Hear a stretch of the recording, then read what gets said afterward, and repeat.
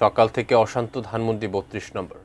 একদল ছাত্র জনতা এক্সকাভেটর নিয়ে ৩২ নম্বরে বাড়িটির ধ্বংসাবশেষ গুঁড়িয়ে দিতে গেলে আইনশৃঙ্খলা বাহিনীর সাথে তাদের সংঘর্ষ শুরু হয়, চলে দিনভর। সেখানকার সবশেষ পরিস্থিতি জানতে এই মুহূর্তে যুক্ত হচ্ছে সহকর্মী ইমরান সুমনের সঙ্গে। ইমরান সুমন আছেন আপনি সেখানে? সকাল থেকে যে পরিস্থিতির কথা এতক্ষণ আমরা বলছিলাম, এখন কি পরিস্থিতি দেখতে পাচ্ছেন?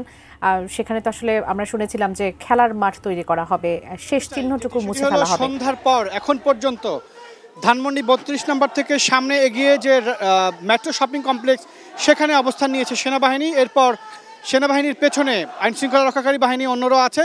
তবে যেটি এখানে কথার বিষয় হলো সেটি হলো এখানে বিক্ষোভকারী জনতা তারা জড়ো হয়ে আছেন। সন্ধ্যার আগে যারা যে পরিমাণ ছিলেন, এখন আরও তার চেয়ে অনেক বেশি জড়ো হয়েছেন। শুধুমাত্র এই একটি অংশ নয়, আমরা যদি আপনাদেরকে জানিয়ে রাখতে চাই, দুপুর থেকে এই ধানমন্ডি ৩২ নম্বরকে ঘিরে পুরো এলাকাটিতে ৩২ নম্বর আপনারা জানেন শেখ মুজিবুর রহমানের যে বাড়িটি রয়েছে অবশিষ্ট অংশ, সেটি তারা ভেঙে গুঁড়িয়ে দিয়ে সেখানে খেলার মাঠ করার জন্য জুলাই যোদ্ধারা আহ্বান জানিয়েছিলেন। তবে আইনশৃঙ্খলা রক্ষাকারী বাহিনী, বিশেষ করে পুলিশ বাহিনী সহ, তারা আসলে সেখানে যেতে দিচ্ছেন না এবং সেখানে দুটি এক্সকাভেটর নিয়ে আসা হয়েছিল, বুলডোজার নিয়ে আসা হয়েছিল। তারা ভিতরে পুলিশের সঙ্গে সেই দুপুর যদি বলা হয় ১২টার পর থেকে এখন পর্যন্ত প্রায় ৬ ঘন্টা ধরে অবস্থান নেওয়া হয়েছে এই মিরপুর সড়কটিতে এবং এখানে দফায় দফায় সংঘর্ষ হয়েছে। ইট পাটকেল নিক্ষেপ করা হয়েছে, সাউন্ড গ্রেনেড নিক্ষেপ করে ছত্রভঙ্গ করে দেওয়ার ঘটনা হয়েছে বিক্ষোভকারীদেরকে। একই সঙ্গে টিয়ার শেল নিক্ষেপ করা হয়েছে। সন্ধ্যার সময় কিছুক্ষণ আগে এখানে সেনাবাহিনীর মাঠ পর্যায়ে যারা নিয়ন্ত্রণ করছেন দুজন কর্মকর্তা এখানে যারা আন্দোলনের নেতৃত্ব দিচ্ছেন, বিক্ষোভকারীদের সঙ্গে কথা বলেছেন। তাদেরকে বলা হয়েছে সেনাবাহিনীর সেই কর্মকর্তার ভাষায় যে সেনাবাহিনীকে লক্ষ্য করে কেন ইটপাটকেল ছোড়া হচ্ছে। সেনাবাহিনী তো এখানে অবস্থান নিয়ে আছে, তারা তো কোনো বিক্ষোভকারীদের কোনো ধরনের দমন কিংবা অন্য কোনো ব্যবস্থা নিচ্ছেন না। তখন তারা বলছেন যে তারা আসলে ভিতরে প্রবেশ করতে চান। সেনাবাহিনীর প্রবেশ বলা হয়েছে যে তারা এই মুহূর্তে সেটি সম্ভব না, শান্তি শৃঙ্খলা বজায় রাখার জন্য তারা আহ্বান জানিয়েছেন।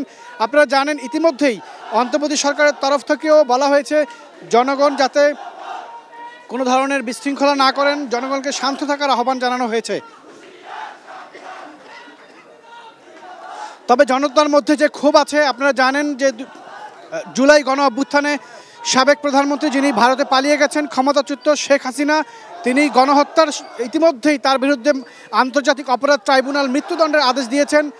জনগণের মধ্যে সেই ক্ষোভ বিক্ষোভ থেকেই তারা ৩২ নম্বরে এই বাড়িটিতে তারা এই সবশেষ যেটুকু আছে সেটিও ভেঙে গুঁড়িয়ে, জুলাই যোদ্ধারা বলেছেন তারা সেখানে খেলার মাঠ করে দিতে চান।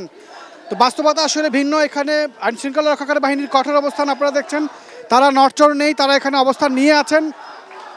এই অবস্থা দুপুর থেকেই চলছে এবং আমরা যদি একটু সারাদিনের ঘটনা আপনাদেরকে জানিয়ে দিতে চাই, সেটি হলো দফায় দফায় সাউন্ড গ্রেনেড নিক্ষেপ করে পরিস্থিতি নিয়ন্ত্রণে রাখা হয়েছে।